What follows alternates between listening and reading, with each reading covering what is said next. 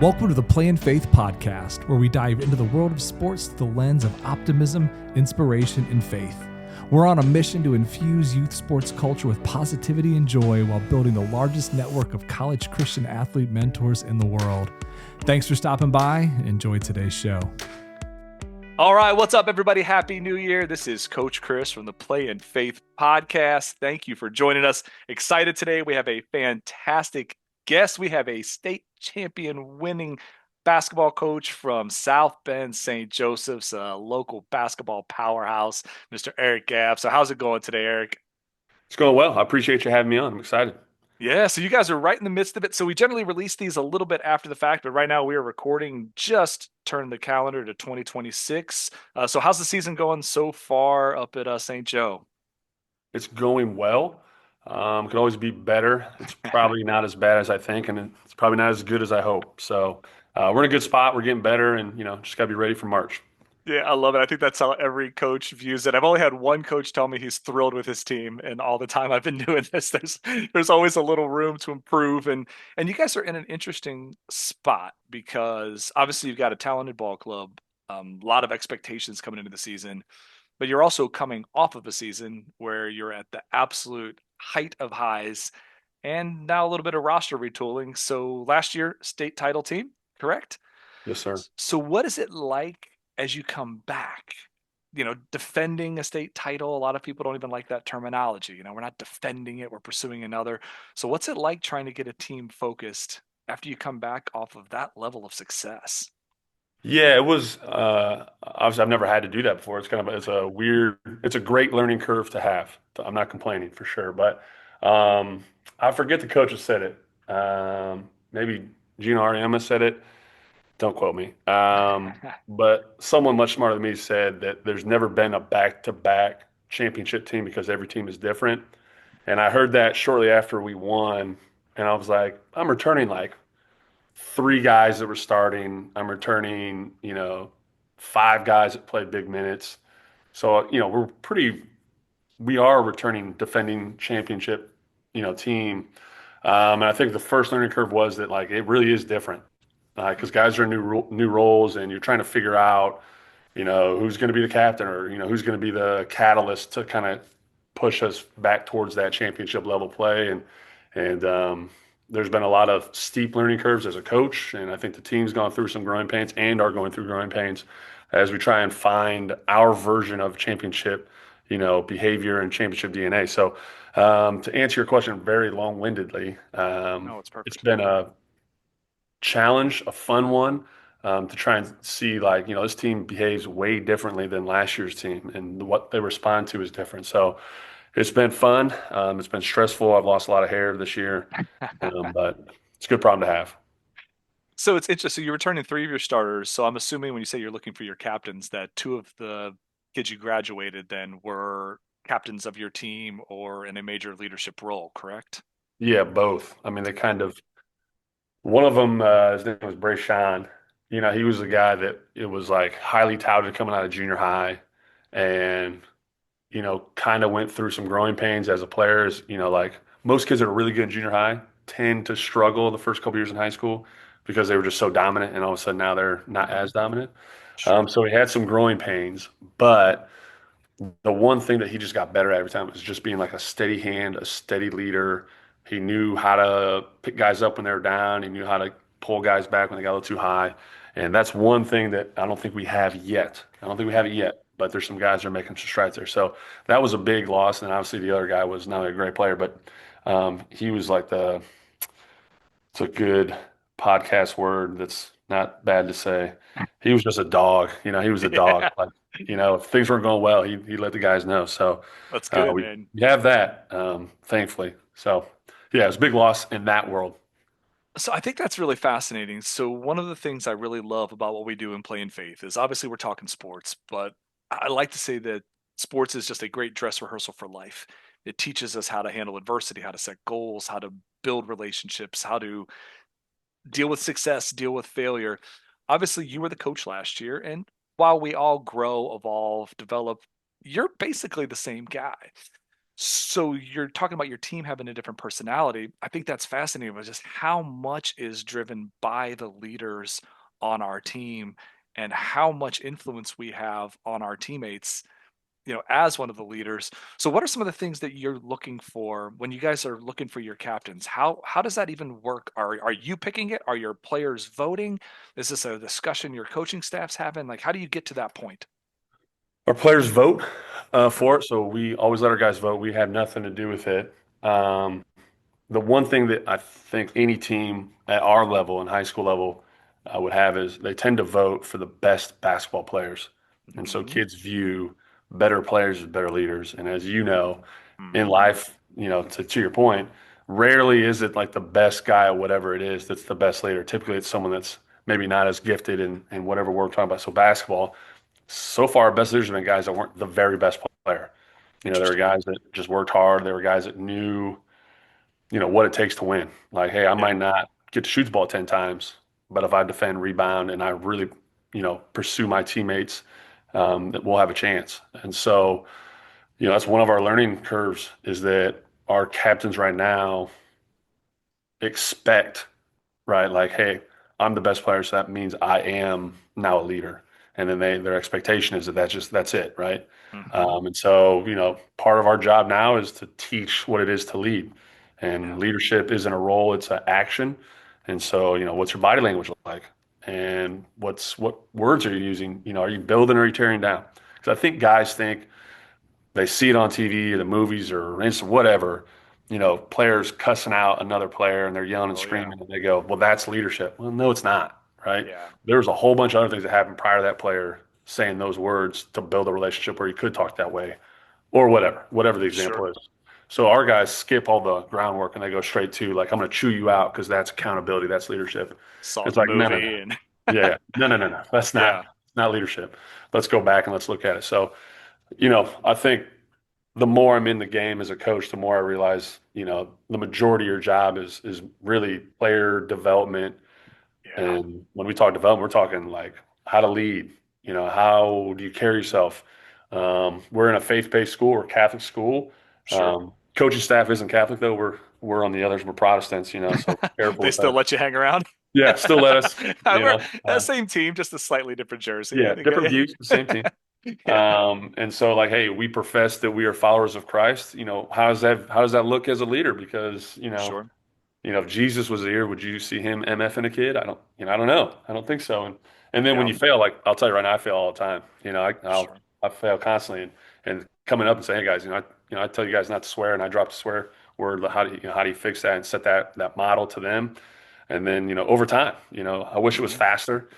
Some guys pick it up quicker, but for the most part, it usually takes Yeah. years, of our time. But It's kind of the I don't know if that answers gratifying your part of question. coaching, though, right? I mean, that you get to help some of these young men become leaders. I think it's fascinating when you mentioned that I find the same thing where even with my youngest teams that I'll coach, where I'll let them pick squads or pick captains, and they do tend to pick whoever is the best basketball player. Companies make the same mistake as well. I've spent 15 years on stage consulting, training, where okay, this guy made the most sales, he's in charge of the sales department. Well, can he communicate? Can he lead? Like, just you could just sell some stuff, and we get ourselves into trouble. So, what are some things that you and your coaching staff do to help these leaders move into those roles where you mentioned using our words to lift up rather than to tear down, and not just leading by example. Like, so, what are some things you do or try to do at least to help develop those leaders? 'Cause it's not easy. Yeah, we do like we give them books to read. We send them quotes. We send them Instagram clips, um, Twitter thing or X or whatever it's called now. Yeah. Um, we do. We'll take our guys out for breakfast and we'll sit and talk to them. My one assistant, he calls it raincoat time. Put your raincoat on. You're gonna be in the rain, but just let it get off you, Hmm. and have hard conversations. And then we try and put them in positions It's where they, good. they have to figure it out. Like I think sometimes you just got to throw them in and let them figure it out. And so Yeah. we won't. We've had a few like little bumps and bruises in practice where guys get a little, cross the line with maybe some things they say, or they get a little little too far down the line there, but we will let it go because we think like they know they went too far, right? Sure. Everyone has that innate understanding. Let's let them figure. I don't need to step in, and otherwise they don't learn the lesson. Right. Otherwise, coach came in. We let them go and we let them kind of sort through it. Sometimes it fixes itself on the spot. Sometimes, the kid walks into the office after practice with his head down, and you go, "What's wrong? What are you doing?" And well, so and so said this to me, and I don't think that was fair. And did you talk to him? Right. No. Well, Just gonna you let want to it be a man? You want to grow and be a manifest. man? Yeah. Yeah. Walk your butt out there and talk to him. Look him in the eyes. Have that moment and push him to do that. And sometimes it works really well, and sometimes I drive home and have to drive around the block a few times to cool down before I go in the house. But Oh yeah. um, I think it works. I think it gets you there. Just takes It's some that time. it's that coach in life. I find that the most gratifying part. And I know a lot of our audience. The reason I ask a lot of these questions to coaches is a lot of people listening are coaching at different levels, whether it's high school, middle school, even elementary. And I've been blessed that I've had them for such wide ranges of age. And the cool thing is, we're getting ready to our season officially starts tomorrow. For my middle school crew, and I'm able to offset some of that leadership to my captains. Where with elementary and early middle school, maybe it is more me, and now I'm finding ways to get out of the way and let them lead the best way they see fit. And the conversation with our two captains before we unlocked the doors today was, "Hey, look, this team is going to act and behave however you two do. You want a team that works really hard, that takes this serious, you've got to take every drill serious. You want a team that sets real screens, don't round them off and walk into them in drills, right? You want a team that's going to play hard, practice hard. And what's cool is when your best players and your voted leaders behave that way, man, it's really hard not to fall in line. But if you or me yelling at them, well, it's just coach, right? It's Right. just coach. Yeah. It's crazy how far those teams go too. Yeah. Like I know you've heard, player-led teams are always more successful than coach-led teams. And, we preach that to our guys. And, last year, 2 years ago, we went to state and lost. And I thought that was the first time we kind of saw it late. It was actually in January where all of a sudden I had players that before I could say something, jumped in and said, "Hey, we said we're not going to do X and we're not going to do Y. We're doing it. Unacceptable. We're fixing it." And they went out Love and it. fixed it on their own. And all of a sudden, I think we rattled off 15 wins in a row.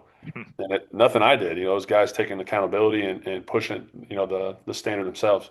And last year we did it a lot sooner and very successful throughout the year. And this year we're building in that. Hopefully we can get there tomorrow at practice. Yeah, But you got about a month and a half to figure it out. So when you said they said, "Look, we agreed upon, and this is what we said we were going to do," how did they come to that point? Is that something that they formally did, where they said, "Look, this is what our team stands for. These are our like for our team, we call them these are our three non-negotiables," and I like my kids to come up with them on their own. Like yeah, these are the three things we agreed that this is what we do and don't do, and so I don't have to tell them, like you said, they tell them like this. So how did they get to that point? Was it just something inferred, or was it like a discussion they had as to these a are our little, rules, principles? yeah, a little of both. Hmm. So our core foundation is strengthen the pack. Everything we do has to make our pack better. Nice. And so we start out, I gave, hey, I think my first year, I said, here's our four core values, and we're going to hold to those. And then, guys, well, we like this other one, so we had five, then we had six. And so I took it from the All Blacks down in New Zealand. Yeah. I think they have like 40 core values, but each season they pick two or three that team is going to really, really hold to. And so we kind of stole that from them where I go, hey, like, we're always going to be relentless. We're always going to compete, and we're always going to be tough. Like Nice. that's us, right? And how does that look for you guys? And they'll come up with, hey, we're always going to be on time. If you're not, that's a problem. Um, we're always going to, sprint to win, not sprint because coach told us to. And then they slowly kind of build it out, and it kind of becomes its natural thing. And then, you kind of ask, go like, hey, is that your standard? And they'll go, no, this is our standard. And then I just write it Perfect. down on my practice plan, and I'll make a note of it so that I make sure it's in our every pregame, every pre-practice talk, post-practice talk. We make sure we touch on it, Love it. and then yeah, yeah, they kind of go from there. It's just cool when they're setting their own standard. And like you said, when it's just coach yelling it, like I've had that discussion with kids of like, Don't be excellent because I want you to be excellent. I want you to strive to be excellent because it's a habit. Because you're not going to play basketball 15 years Yeah, from now. For most of them, maybe I'll get lucky and someday I'll have a. Most of these kids, college is even far off. Like right. varsity may not even be for all of them, but they're certainly going to have to compete and be excellent parents, community leaders, business people. So it's just a habit of excellence when you start demanding it from yourself, and it's just really cool when you get a team that'll do that for you. Because no matter how much we try, it just can't all come from the coach. It just can't. No, and it's not like I think it's best to like I know your best player's got to be your best player, but when it's like your sixth man or eighth man that's just out there crushing it, man, they're diving on the floor, they're doing everything.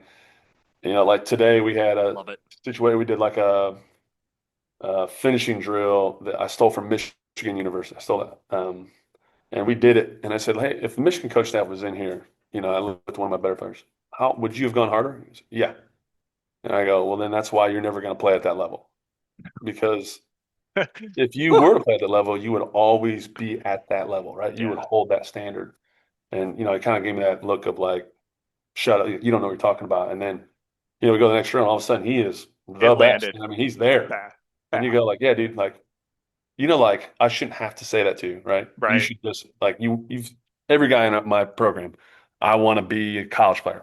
I think almost every one of my guys, whether it's Yeah, basketball or we got track, we got a couple other football, whatever the sport is. Okay, sure. well then that should look like that no matter whether your locker room etiquette, the way you Yeah, walk in the gym, the way you tie your shoe, everything should look that standard. So if you say you're a championship program, which we say we are, then everything should look that way. And if yeah, man. whether I'm staying in the gym or it's Dusty May or Micah Shrewsbury or whoever, pick a college coach from any program, then they Yeah. should just go like, yeah, that's what you get every day.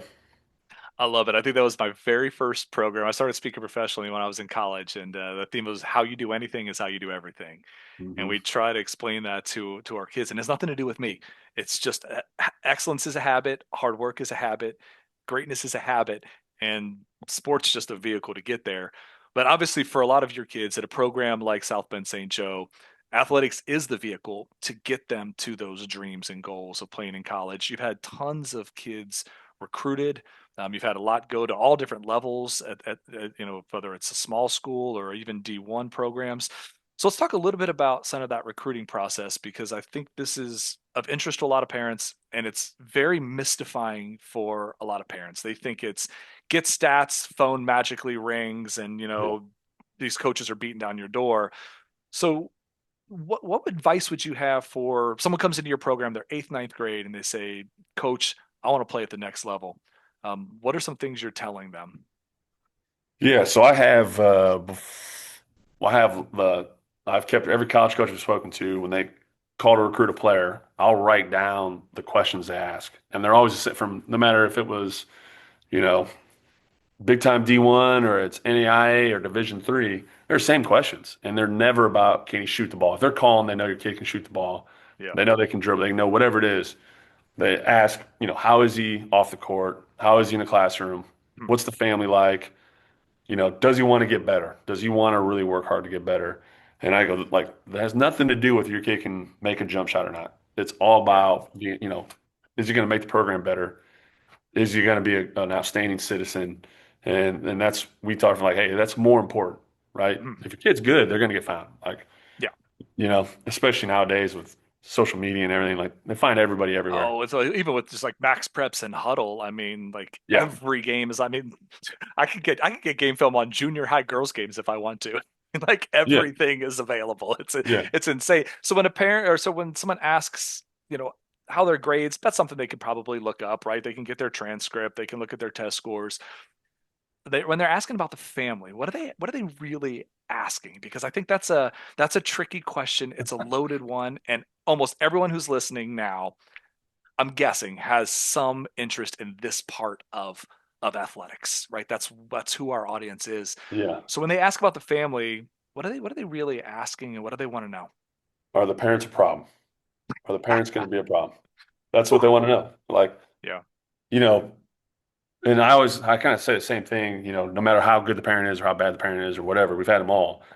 I'll say like, hey, you guys are more insulated than I am. Like Hmm. my parents, they can can stay in a hallway where I come in and out. They know they see me every day, so I'm very very visible. College program, they got some distance between them and the parents. Say that's what I find interesting, right? Because high school, yes, I mean, like parents can cause problems. They're on message boards, but like in college, like I mean, like if your mom's complaining about Tom Izzo, like I don't think that's going to really make much of an impact. But they still are extremely concerned about the family. That I find I that very think it interesting. makes I think it makes more of an impact than what we understand. Hmm. Obviously we've never been in that seat, Sure, but sure, we've all heard like outside voices kill teams. And yeah, so, if the parent is telling the kid that they're in the wrong position, this is going wrong, and you should be getting that and this and the other, that's going to bleed into the team, and that could change the dynamic and ultimately will hurt the kid. We know it's going to hurt the player for yeah, sure, oh yeah, which is a hard message to get parents to buy into. Like, you matter as much as the kid does. So if you are a clown wow, and they see you in the crowd doing something dumb or, screaming at referees, like they're taking notes on that. And they're going like, I don't know if I want that around us. yeah, And the majority of my kids, as good of players as I've had, none of them are as good that it doesn't matter what. Like there are players in our world that they could be absolute monsters. The parents could be terrible, but they're good enough. It exactly, doesn't matter. It does. right. They're going to figure it out. The majority of us, Hmm. those little things push the needle one way or the other way. So if mom and Yeah. dad are jerks, guess what? They're going to move on because you're not rare. Hmm. They're Interesting. we always tell players like, "Are you the best player in the city?" And I've had a few that they can say, "Yes, we are the best player in the Oh city." yeah, yeah. You've had a And I'll couple. go, "Okay, you're the best player in the city. How about Northern Indiana?" And I've had a couple that can say, "Yeah, I think I'm the best player in Northern." Yeah, I agree. I go, "How about the state of Indiana? Best player in the state of Indiana?" We had a couple that were close, Yeah. some right on the line. So you go, "Okay, what about Indiana plus Chicago?" Well, I don't know. Okay, what about Indiana, Chicago, LA? Yeah. No, I'm not. Okay, so you're not rare. Okay, just so you understand. Right. So all that stuff matters. Mom and dad, like, just be on point. You don't have to agree with the coaches, and I'm okay if a parent comes up and says, "Hey, can I find time to talk?" Yeah, okay, Oh what's yeah, of going on? Well, course. we don't Of course. understand. Okay, great. Let's sit down and have this conversation. But if you're calling a coach 20 minutes after the game and you're complaining about something, I will not lie to a college coach because I'll burn Mm. my credibility, and that means that they won't recruit any of my players in the Yeah, so future. so say that again because I think for the most part everyone just figures, well, obviously coach is just going to back up the kid because you know them, you love them, you care about them. But for the future of all the kids you coach, say it again why you have to tell the truth. We have to be honest with college coaches because if we're not, they will not come back and recruit our players, right? And Amen. so if they know, Coach Gaff is a man of his word, then Hmm. they'll come back and they'll say like, "Hey, worth looking at this kid because coach's word means something." Or, which is what we've seen more often, that coach will call on behalf of one of my players to another program and say, "Hey, this kid would be a good fit. Go Yeah. recruit this kid." And that's probably Mm. one of the things I learned that I didn't think about is Yeah. how much communication college coaches are doing. They Yeah. talk to everybody all the time. And so we've had players that got recruited, and I'm like, how did this school from, Florida hear about my guy? Or how did Yeah. what's because the coach called on behalf of this player and goes, "Hey, check in on this kid." And then here we are. Oh, it's a crazy, like small knit world. I mean, I even look at just the interviews that I'm able to have, and almost all of you are connected in some invisible web. Like you're probably three steps away from 80% of the people I've interviewed, and especially in basketball. Right? Yeah. Like actually one of the very first episodes we did, you played at Grace, that's your alma mater, right? Let's give a shout Yes, out sir. to Grace Lancers. So was Chad Briscoe your AD then, or was that before Yeah, him? he was my ID. I think Okay. he came in my sophomore year or junior Okay. year. He came in. I figured it was right around there. So Chad was one of the first interviews, and huge fan of everything he's doing. Oof. National like athletic director of the year, unbelievable stuff. So we're having this conversation, and it was the first time the light bulb really went off for me, and we shared with our audience. He said that very often one of the disqualifying factor in the recruitment process is mom and dad. And I said, Oh, wait, Chad, what? And he said that at Grace, there are there have been many kids who qualified academically who met the very strict ethical code that it takes to be a Grace student and were athletically good enough to play, and the coach in many different sports walked away because of mom and dad, the way they talked, the way they behaved on social media, which is becoming a huge problem for coaches, and just the way they behaved in the stands. And I thought, man, that is absolutely heartbreaking. A 17-year-old kid who's smart enough and good enough to play at Grace doesn't because of Yeah. mom and dad. And I hoped desperately that someone listened to that episode and was like, maybe we need to knock it off a little bit. Maybe not all, but I'd Probably like not to. all. I can I tell you, know. I mean, not dude, all. I'm going to be at a bunch of games today, and I'll hear stuff. I mean, I was sitting at a game a month ago. Parents were just like, "Oh, blasting the coach," and like you go on Max Preps, and their kid is literally shooting 14% from the floor, Yeah. and I'm like, But that's the coach's fault, all right? Not the right, right. kid's fault. Like, why are they not starting? I'm like, well, No. basically every shot's a turnover. That's Yeah. probably why. So I mean, like I think parents have good intentions, and I always throw this caveat in here. I've never met a parent who had bad intentions. Almost every action is because they truly love and Mhm. want what's best for their kid. They're just maybe not doing it in the right fashion. So obviously, I mean, you coach some pretty high profile athletes. You coached a lot of kids with D1 dreams. So when you have some of those parent conversations, I know you've had some tough times where you've had to bench a kid, and you've had some parents that handled it really, really, really well, even though their kid was clearly on that college trajectory and would be coddled at most programs, right? Yeah. It's terrifying. Like, it's terrifying doing it because that's not terrifying. You do it because you know it's the best thing, and you Oh, do I it, get it. and you Yeah. just know that the heat is coming afterwards, and you just got Hmm. to stick to your guns. And to be honest with you, 9 out of 10 times the player responds immediately. Hmm. Like there's Yeah. the old Bobby Knight quote, right? When rear end meets bench, right? Signal. Um, Yeah. yeah, it We'll works. It does. paraphrase, never definitely Yeah, paraphrasing paraphrase it. Bobby. You can at home. You can Google it at home. All right, Google it at home. Be careful. Bobby Knight had a different way to speak. He's a salty But fella. yeah, but there's been times where we did it and like the family is outside the locker room and they explode and we have to talk them down. We have to Oh remove my. like, hey, get away. Your kid's going to see this. Let's move away, and we have to do that. And on the other Yeah. time, we've had families come up and just a quick fist bump and go, smart, smart, right? Because they know. Yeah. And there's times where you have a family where you go like they get it, and then all of a sudden they don't, and you go, "What happened? What happened? Wow. Where did you were on our side a week ago? What changed this week?" And like us coaches, we're emotional. So is everyone else, and you Oh, yeah. never know. But when the family buys in with the staff, even if they don't agree, right? Even if they don't agree, like we'll use my dad as an example. My dad was a high school girls coach, and I got chewed out by a coach. And I went to him and I'm like, he'll make me feel better. And he was like, yeah, you're soft. Be better. And it was like, I don't know if my dad agreed with what the coach said to me or not. I just know that he told me, Oh, I'm soft. And I went, what? And I went and worked even harder and moved on with my life. And so right. even if maybe parents don't agree, but they understand what we're trying to build and they buy it, the kid responds and becomes better. Yeah. When the parent doesn't, it just becomes a battle that you're like, and I think this is Yeah. going back to college coaches, why I don't think they want parents that are problems. Yeah. Because Kids are all less they want to coachable. do, yeah, Yep. they just want to coach a team and I build a know. team I and know. make this program special. And then if they have to stop doing that to focus on a parent because the parent is doing something that impacts the kid, which impacts his program, that's not what they're there for.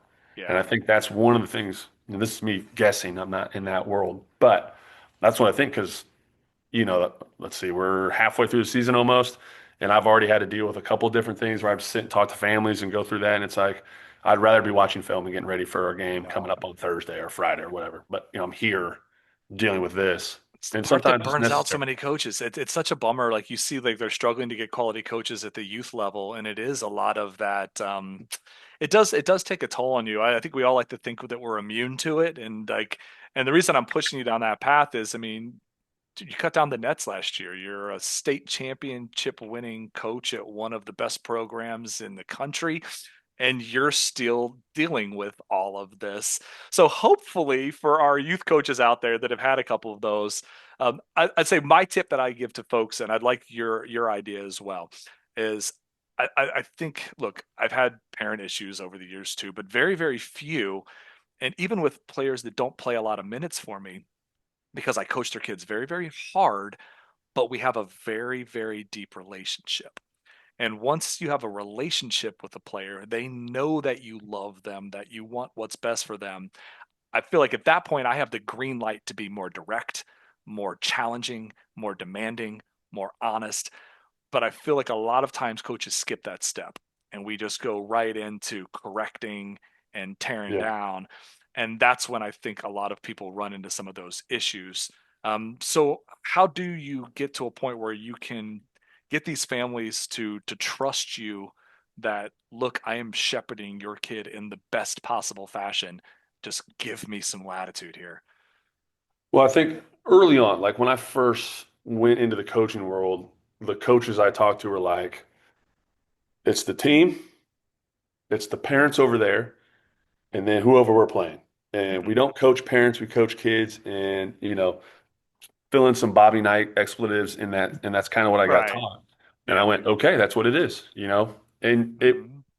it's like a self-fulfilling prophecy because these parents come in and they say these wild things to you and tell you you're terrible, and you go, yeah, like I don't coach you, I don't want to be part of you.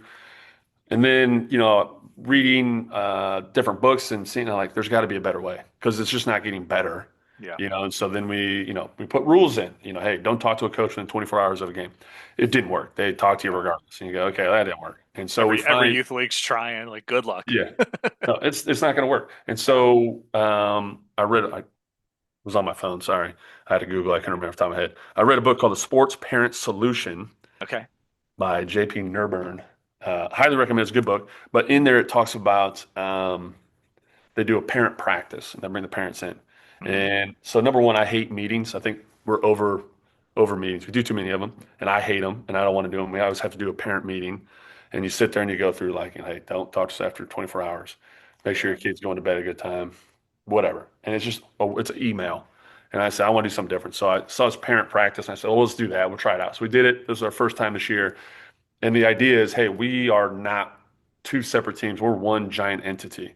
And I get 2 hours a day with your son, and you get 22 hours with your son. And if we can get close to the same page, we'll be far better than if it's my page and your page, and That's we're awesome. fighting over where the kid goes. Hmm. And so we sat down and we did, I gave him some examples of issues that we have as coaches, whether it's, parent in the stand saying negative things. And Hmm. how do you handle that, right? How do you handle, because you guys see it before I do. I don't see it. Usually my wife will go, hey, by the way, side note, how my families don't know where my wife is blows my mind. She's at I every single game. She sits in the same place and they'll be I right next to her and they'll be going off about me. And I I'm just like, put my yo, wife on the bench with us to do stats and stuff because I don't want I don't want to even know, man. I don't want to know. my wife had to move. She has to sit. She used to Yeah. sit and now she has to move. So she's Oh, with, and I'm like, this is so ridiculous. sad. Like That is she stands ridiculous. out. She's tall. She wears St. Joe gear. She claps. And after a game, she comes and gives me a hug and a kiss. Yeah. It should be the Whatever. That's first neither. clip. Yeah, it is Neither here amazing. nor there. Like, yeah, Just I always think about that. Like, you see her. I Come know. on. I know. It You is know crazy. she's going to tell me in 2 hours. She's Right. going to And go, it's hey, never so and anyone so. who even knows the sport either. Like your harshest critics don't even know the basic rules of the sport Yeah. usually. Anyway, that was mean. Take that. I'm gonna edit that out. Nah, leave it in. So we sat and said, like, if someone's in the crowd or a kid gets in trouble in the hallway, and how would you deal with it? And Yeah. then watching the parents kind of divide and go, we should do that. Well, what about? And go, okay, that's our world. That's where I'm at every single day. And, Mhm. whether you think you know right or not, it's my final call. And here's what's happened. And look, has it worked? I think we're far better off because we did it. Have we had some issues this year? Yeah, we always will. But Yeah. I think it's been better because I can go back and go, hey, remember, you came in, we sat and talked, then we went out on the court and we practiced with the guys all together. Parents were out there with the kids, and we did some fun drills. Do you remember that? Yes. What did we talk about? Yeah, coach, I remember. I'm not here to hurt your kid. I'm here to push them. And I don't think you can push, I can't yell at a kid. I can't if I don't have a relationship with them. Yeah. And same with the parents. So If I shut don't have down. a reasonable relation, I don't have to be friends with them, but I have to have a good relationship. And if I don't, they're not going to respect if I go after their kid. No. And so, we decided that's going to be our push in the program. It went reasonably well. It'll get better next year. And hopefully we get to a point where I don't think we'll ever not have problems, but I No. think we'll be able to get to a place where the kid deals with less of it, and it doesn't have to be Yeah. where the kid gets pulled between two different worlds. It is really tough. I mean, you'll hear it a lot even in youth games, like the parents screaming, shoot it, shoot it, shoot it. And it's like this kid's double teamed and they're 22 feet and they're a post. Like, no, take one dribble to the side, give the DHO, slip to the basket, and let's keep running our stuff. But like when your parent is screaming, shoot it, shoot it, shoot it, like you're paralyzing the kid. Like you're Yeah. really putting them in a tough spot because they want to play basketball the right way. They want to do what their teammates and their coach wants them to do, but they certainly don't want to disappoint mom or dad. And when you put them in a spot where they can't accomplish both of those goals at the same time, that's when you see kids playing scared. They're looking at the sidelines after every play, and they're Yeah. you're stealing their joy, man. If my player is looking in the stands at their parent, they're going to come sit next to me, and then they're going to Yeah. have to answer either playing for me or playing for them. Oh, I I can't do slipped in an both. eighth grade game last year. Like it was a girl whose family had never really attended, and like I mean, like she just the first two plays, and I mean, you could hear it across the whole gym. I felt terrible. I gave her a big hug afterwards, but I mean, I screamed. I was like, "You're not playing for them. You're playing for me. Turn around!" And like loud, Yeah. like we're not talking to mom and dad, and like the whole gym heard it. I was like, "Oh God!" But then I gave her a big hug. I was like, I love you." I was like, "I'm sorry. I'm just fighting." She goes, "No, thank you." And I was like, Yeah. She's like, I hate when they talk to me while I'm trying to play. And I was like, oh my gosh.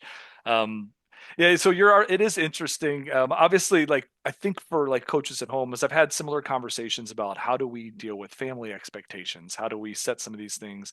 I've had that discussion with Coach Krebs over at Warsaw, who's going to wind up being a Hall of Fame coach, and hopefully he gets his Sure. state title this year, right? You're a state title winning coach, both Grace alum. Um, and the fact that you all are dealing with this, I think for a lot of us, like we think, oh, youth sports and dealing with parents and dealing with this. Surely state championship coaches are just afforded automatic respect. And it's just interesting, Zero. like, I mean, we sit courtside for every Notre Dame game. There was like 8 people helping Niele Ivy out with strategy. I'm like, I'm pretty sure she's got it, like, so Yeah. it is part of it. But I think the nice takeaway is that you find the joy in, man, we are so blessed, whatever age we're coaching, that we get to pour into these young athletes. Yeah. We get to build better leaders. We get to build better communities. We get to teach lessons that you can't get outside of sports. Like you're not getting this anywhere else. And if we have to deal with a little stress and anxiety along the way, then you know what? It's more than worth it, right? Well, I think that's part of the reason you have so many coaches on your staff. Like Yeah. you gotta have someone you can go to, and not all the time. Like if you're a head coach, like I can't always go to my wife and tell her about the bad email I had or the bad text message I got on the phone because it'll wear her down. Like Yeah. she has been, She'll get paranoid too. unfortunately, she's seen the bad side. Like she happened to be close when it happened, and a parent came after me years ago, and she saw it, and she was, upset. She's like, "We got to do something." And no, it is what it is. We're moving forward. So it's important to have like, God I bless got her. great coaches that I can go and go, God Almighty, like this is killing me. And then they go, hey, we got you, right? And I got a really good assistant that he's a great, like he'll see it coming. He gets in front of the parent, and he's like, what are you doing? Give it 5 minutes, come back. And every time the parent will come back and go, all right, hey, I just don't understand. And then we can have a better conversation. But having a good support staff, other head coaches that you can Yeah. talk to, and it's crazy the amount of times you go like, there's no way Krebs down at Warsaw has to deal with this. And then you talk I to them, you know. go, I know. holy Lord, It's you're like, good. who's talking back to you guys? I was like, oh my Why? You're goodness. so good And all we the time. got, You're good yeah, every so year. we got no chance if you guys are having issues. Yeah. And so Oh then my you can goodness. laugh about it and you go Uh, like, that's funny. And, yeah. like I can be doom and gloom all I want, but in the reality, it's like I have several parents right now who are coaches or coaches' Yeah. spouses.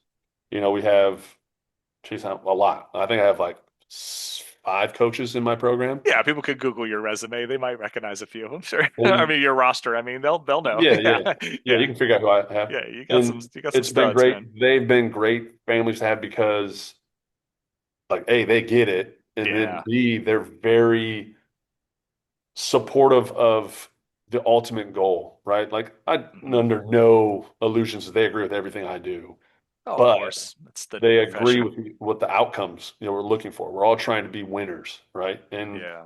sometimes that's cutting the net down, and sometimes that's, hey man, we went 500 and we probably should have only been, 4 games under 500, but we made Right. it. We got better. And so having that, and they kind of, it's nice that you can go like, hey, like, see that family over there? Like they're coaching at 2 different levels, and look, they're not yelling at their son. They're just giving them a hug, telling them they love them, and helping them grow, helping the kid get to a better place. And I I, think I that's find the I find most coaches do get it. I've had like a lot of college coaches on whose kids are very high level athletes coming up, and they don't medal in their feeder team or their AAU team or their travel baseball team, and they're still coaching their kid, but they're not. I think they understand a little more. Like you said, the big picture that, like, look, ultimately, the families are our coaches are watching me as much as they're watching my daughters or my son, and just how heartbreaking would it be if an opportunity that they earned and deserved and desired didn't exist because of something that I had done. And I think that's probably just a good sobering reminder of, like, it's okay to be involved, but, like, yeah, like, it does matter. It's part of the recruiting process, so it yeah. is And it is fascinating. I don't like we've had like over involved parents that are very involved, but they were like they were quality involvement, right? Hmm. Yeah, And so they would I take love that. advice on and they would say like, we really think this is the best route.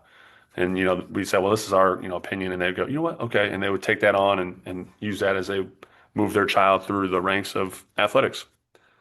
Yeah, so I always try to keep them like around half hour. I never make it. I always go long because I just find all of this fascinating. I could talk I sports for hear like you. 2 hours. I So hear as you. we kind of put a pretty bow on it here, one of the I imagine it's just got to be so gratifying as a coach. Like, look, it's not all scholarship, it's not all college.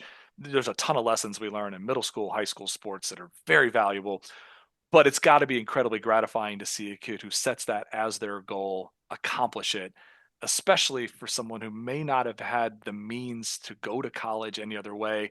I know you've had a lot of kids go to the next level. So for parents out there listening, for our young athletes, what advice would you have for a seventh, eighth, even ninth, 10th grade athlete who really wants to play at the next level? What's some advice you would give for them as kind of our parting shot today? Ooh, well, number one, I would say you got it like your ultimate goal. So if your ultimate goal is to be college, then what's your classroom look like? Do you have good behavior? Are your grades good?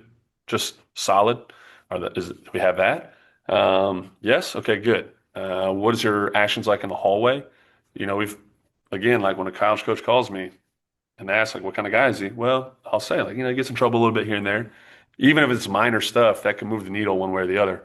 Yeah. Um, and then the next thing would be how fundamentally sound are you? The Yeah. amount of kids that we have that come in and go like, I want to be a college player. I'm like, you can only dribble right.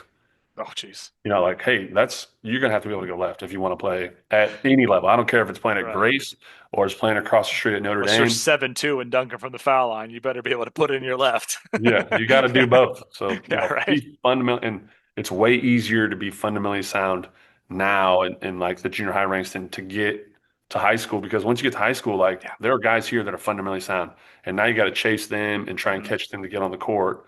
Yeah, and there's just And not time in practice, right? We don't have yeah, time to teach you don't how to have make a time. left-handed layup once you get to eighth or ninth grade. Like, you've got Yeah, to be doing some of those things on your own. Yeah, for sure. yeah, and just be fundamentally sound. If everyone showed up fundamentally sound, like that's the one. If I could get our junior coaches that coach, our feeder schools around us. Yeah. I don't care if you win or lose, but man, can your kid close out on defense? Do they know what it means to actually sprint the floor? Do they know what it means to, rebound two hands, get your elbows out and pivot? Because we'll get kids that, Just chin it, man. Yeah, I hey, know, I went right? undefeated in eighth grade. You're like, oh, great. You can't shoot a free throw. You Mhm. can't dribble left. You don't know how to play defense. You don't know how to communicate. Like that, you're not really that good. You just Yeah. won local junior high basketball that doesn't really 'Cause this is gonna get equate real well. when you get to South Bend St. Joe. If you Yeah. can't do those things, you're gonna get run out of the building.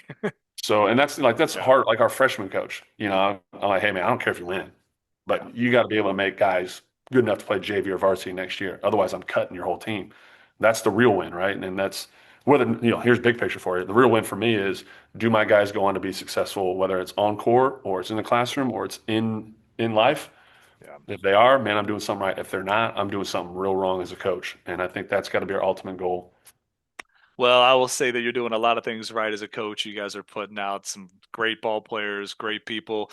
So I really appreciate your time today.